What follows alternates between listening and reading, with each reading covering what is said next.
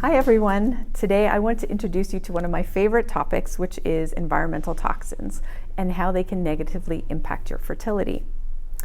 I'm going to start with the bad news first. It's pretty much impossible in modern day life to avoid all toxins. But the good news is that you can learn to make healthier choices of what you're putting in and on your body, as well as what you're using to clean your homes.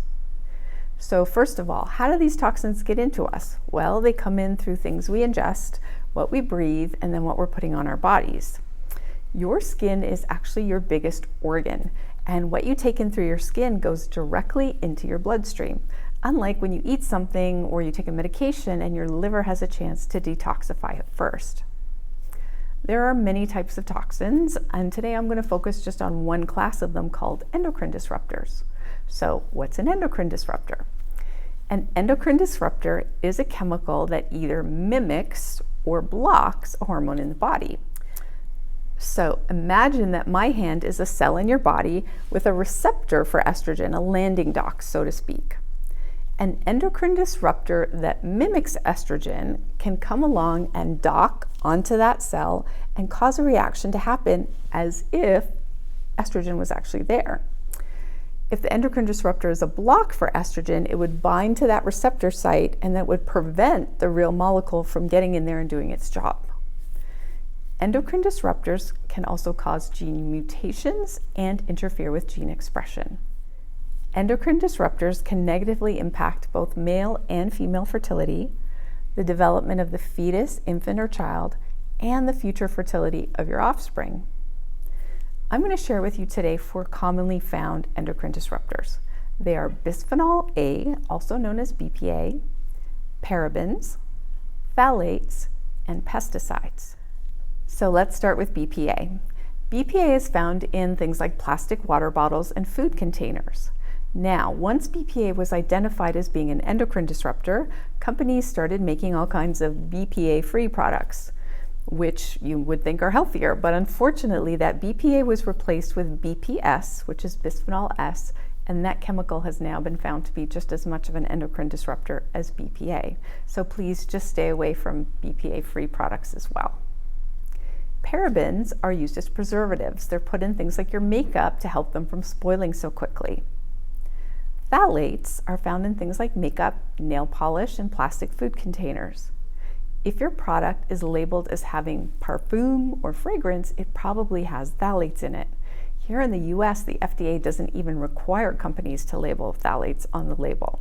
So if your product is labeled as having a fragrance and it doesn't clearly state that it's coming from an essential oil, we recommend that you don't use it and find something that's scent-free instead.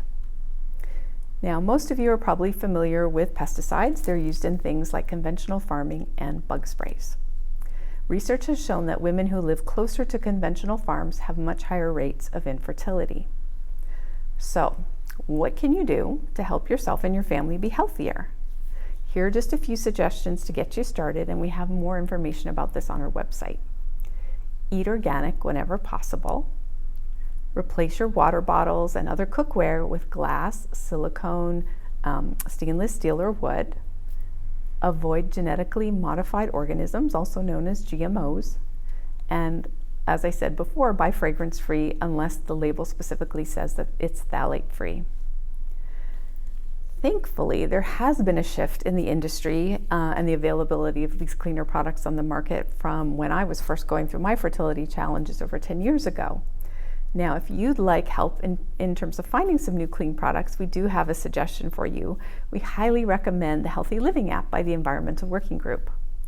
On this app, you can find out just how toxic your body and beauty products and home products are.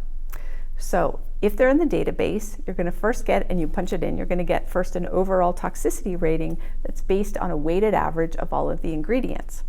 If you then click onto the next page, it's actually going to tell you whether or not anything in your product has been associated with reproductive toxicity, neurotoxicity, cancer, or allergies. If your specific product isn't in the database, don't worry, you could actually go ingredient by ingredient if you like and check yourself a little to get a little bit more information. It's a little more cumbersome, but at least you can get that data. Now, if you find that what you're using is not low toxic and you need some suggestions for a product, you can also go on their website and just click on mascara or toothpaste or whatever you're looking for, and it will start to give you a list from the least toxic to the most toxic. One of the greatest new features of this app is the ability to scan barcodes, which makes it so much easier to get your data when you're out shopping.